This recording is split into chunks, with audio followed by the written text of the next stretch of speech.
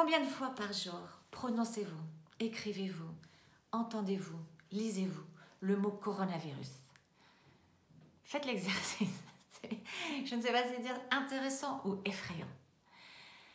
Bonjour, c'est Amélie de nouveau. Nous voilà dans notre journée numéro 3 de ce programme Résilience mode d'emploi sur 7 jours. 7 jours pour retrouver le champion de résilience que nous sommes, reconnecter avec, renforcer cette résilience, non seulement pour gérer les événements du moment, mais aussi pour préparer l'après. Et puis bon, ce sont des outils et notre résilience, c'est un outil à vie. Donc pour n'importe quelle autre crise au niveau personnel, au niveau de notre entreprise, de notre organisation, ce sont des outils qui seront toujours là pour nous, en nous. J'espère que vous avez bien vidé votre tasse hier. Envoyé à l'univers toutes ces émotions dont vous n'avez pas besoin, que vous vous êtes libérés. Jour 1, vous avez reconnecté avec ce muscle qu'il suffit d'activer pour le remettre en marche. Et aujourd'hui, on va commencer ce processus de remplir cette tasse, de remplir notre vie, notre motivation, notre entreprise, notre équipe avec les énergies, avec les pensées, avec les projets que nous voulons choisir dans ce contexte-là. Voilà. Le problème, c'est que vous pouvez me dire, Amélie, c'est bien joli, mais moi, ça fait 1 heure que je suis levée. J'ai reçu déjà 20 WhatsApp avec des fakes, des choses complètement inintéressantes, des nouvelles que j'ai déjà lues 20 fois. J'ai appelé 2 amis qui sont complètement en panique et qui ont peur d'une façon complètement irrationnelle, donc qui donnent des conseils qui sont complètement absurdes parce qu'ils viennent de la peur, donc ça m'angoisse encore plus. J'ai ci, j'ai ça, etc. Donc du coup, j'ai l'impression que la tasse, elle est au moins à moitié pleine et ça fait 1 heure. Donc c'est ce mouvement que nous ne contrôlons pas.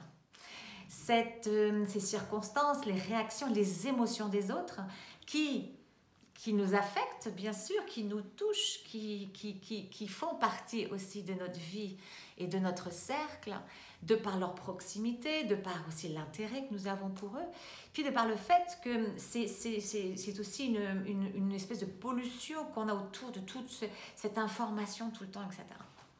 Alors aujourd'hui, je voudrais qu'on travaille là-dessus. Et ça j'adore parce que c'est non seulement très important pour la résilience d'arriver à choisir. En fait, la résilience, c'est vraiment cette phase qu'on va commencer quand on va remplir la tasse. On va reprendre le lead sur les choix que nous faisons dans notre vie. Et on va s'apercevoir qu'on peut avoir des circonstances complètement changeantes, des circonstances très pesantes, comme celles que nous avons en ce moment, et on arrive à faire un certain nombre de choix. Et ces choix vont nous permettre de reconnecter avec cette puissance que nous avons et définitivement de transformer cette crise en un événement de vie qui nous permet d'ouvrir un certain nombre d'opportunités. D'accord? Pour aujourd'hui, une question, un exercice autour de ça.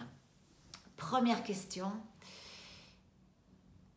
Je vous l'ai présenté en début. Je voudrais vraiment, avec ce papier, ce crayon, vous écriviez combien de fois par jour et vous avez entendu, vous entendez, vous lisez sur le coronavirus ou vous écoutez la télé, la radio, etc.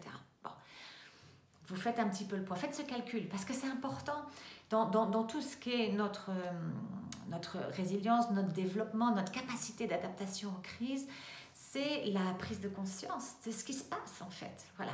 Donc c'est un élément aussi clé de l'intelligence émotionnelle, c'est ce qu'on fait depuis le début, se rendre compte de ce qui se passe en nous et autour de nous, pour pouvoir après prendre les décisions que nous voulons prendre et faire les choix que nous avons envie de prendre.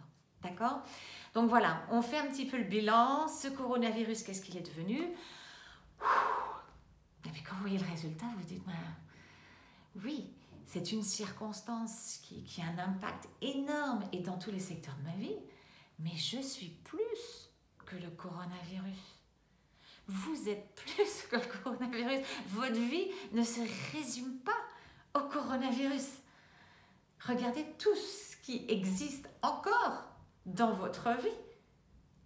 Pratiquement tout et voire plus suite au coronavirus.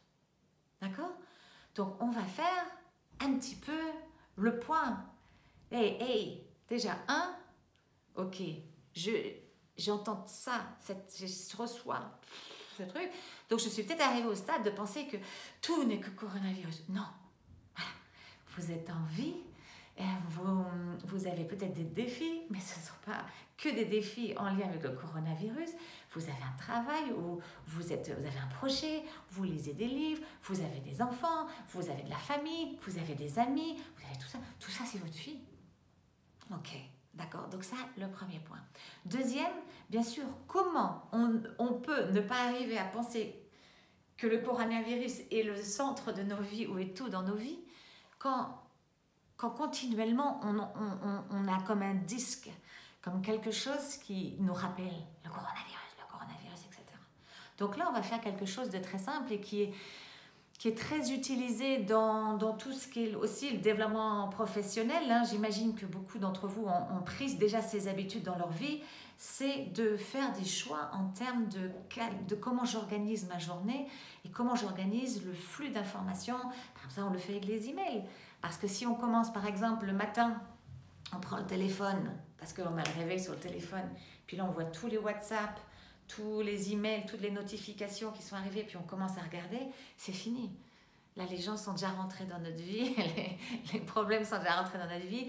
Comment on commence notre journée? Ok?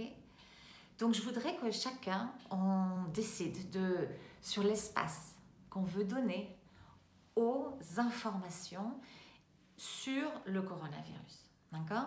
Alors, avant de rentrer dans l'exercice, vous allez me dire, oui, mais par exemple, toi, Amélie, tu parles du coronavirus toute la journée. Oui, parce que ça, c'est mon métier, la gestion de crise, d'accord? La résilience.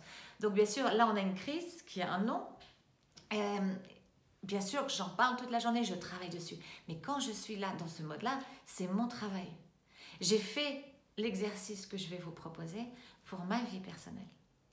Il y a la partie de Amélie en route, en marche, parce que les crises, c'est moi, c'est pour moi, c'est là où j'ai ma mission, j'ai ma passion, j'ai mon expertise, gérer ça, sortir de ça, se relever, être fort dans la crise. Donc ça, c'est mon métier, donc ça, c'est ma passion, bien sûr. Mais après, dans ma partie, moi, Amélie, comme maman, Amélie, comme être humain personnel qui a une vie en dehors du travail.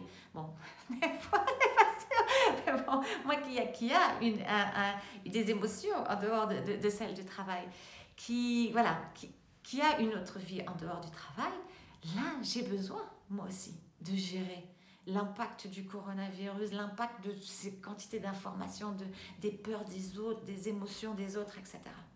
Ok ? Donc, si de fait de votre métier, vous êtes en lien, vous êtes bien sûr en train de travailler sur la crise, ça c'est une chose différente. Et je pense que ceux qui travaillent dessus seront d'accord avec moi. Il y a cette partie du travail, c'est quelque chose. Et la partie qui nous affecte, c'est l'excès et le manque surtout, c'est le manque de choix. C'est quand on n'est plus dans le choix. Si vous décidez, vous voulez passer 23 heures de vos 24 heures par jour au niveau personnel à lire sur le coronavirus, etc., vous allez, à partir du moment où c'est un choix, bon, je ne sais pas si c'est très bon comme ça, mais bon, vous savez, c'est différent l'approche qu'on a par rapport aux choses. À partir du moment où j'ai l'impression d'être submergée par quelque chose, ou là, je suis en train de nager la tête hors de l'eau, ouais, complètement différent. Ok?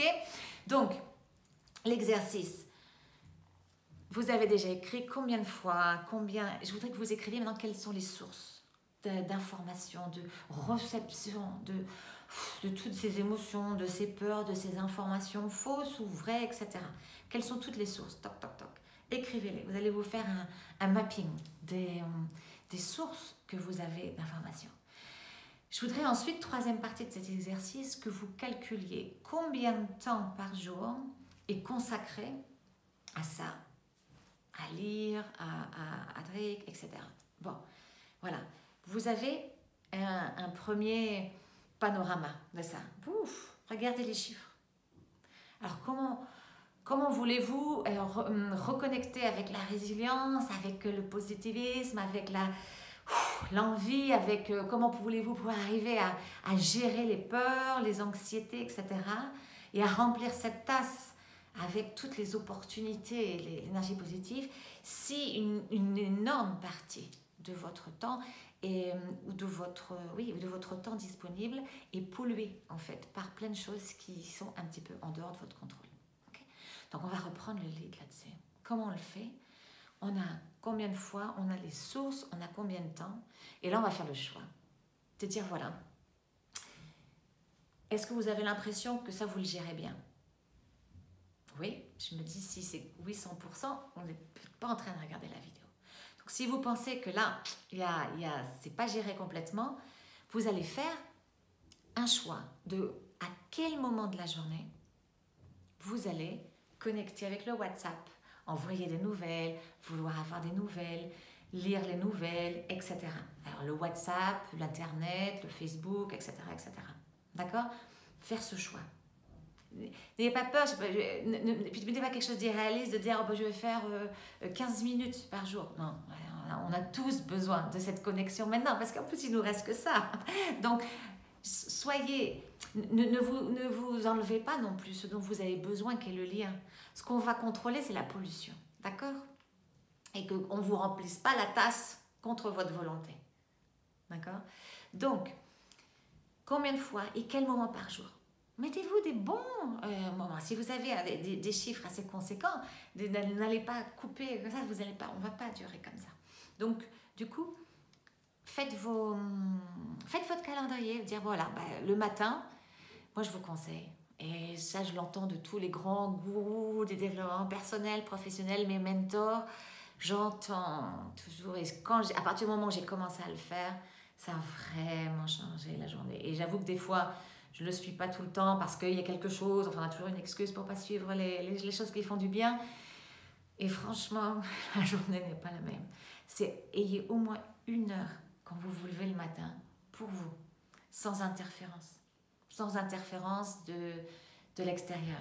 Alors bien sûr, si vous attendez des nouvelles de quelqu'un qui est à l'hôpital, etc., voilà, les choses exceptionnelles, mais je veux dire en temps normal, si là vous êtes en confinement, chez vous, avec aucune urgence personnelle autour de vous, laissez-vous ce temps pendant 1 heure, sans contamination. Et pendant cette première heure du matin, vous allez visualiser votre projet, vous allez penser à quelque chose qui vous fait du bien, vous allez faire de votre méditation, votre prière. Si vous ne faites ni la méditation ni la prière, prenez votre café, votre thé, votre moment à vous. 5 minutes, 10 minutes de silence, un peu de respiration. Reprendre et puis vous sourire.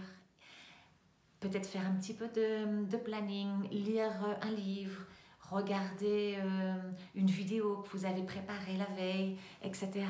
Pour quelque chose qui vous fasse du bien et qui soit pour vous. D'accord? Et après, vous décidez. Après cette heure-là, ok, là je vais m'informer, je vais voir ce qui se passe et je vais checker avec les gens que j'aime, les gens que j'aime moins, les gens que je connais, avec mes collègues, avec mon équipe, etc. Voilà, organisez ce temps. Pour ceux qui sont en équipe, faites ce même exercice avec votre équipe. Et vous le faites sur un appel. C'est assez sympa parce qu'il faut rire, il faut rire. Mais ça, on va le voir, il faut rire. Il y a plein de blagues assez sympas qui circulent sur notre obsession du papier toilette, sur les enfants à la maison. Alors j'attends que les enfants prennent la relève. Surtout ces ados qui gèrent la technologie, tout ça. J'aimerais bien qu'il y en ait quelques-uns qui utilisent leur créativité à faire des vignettes comme on les fait sur les enfants, mais faire des vignettes, ce que c'est vivre avec des parents confinés. Oui. Je ressens quelques adultes qui ont peur de ce qui peut arriver et de ce qu'on va être obligé d'accueillir. Mais voilà, donc faites ça avec votre équipe, de voir combien de temps et puis riez-en, voilà.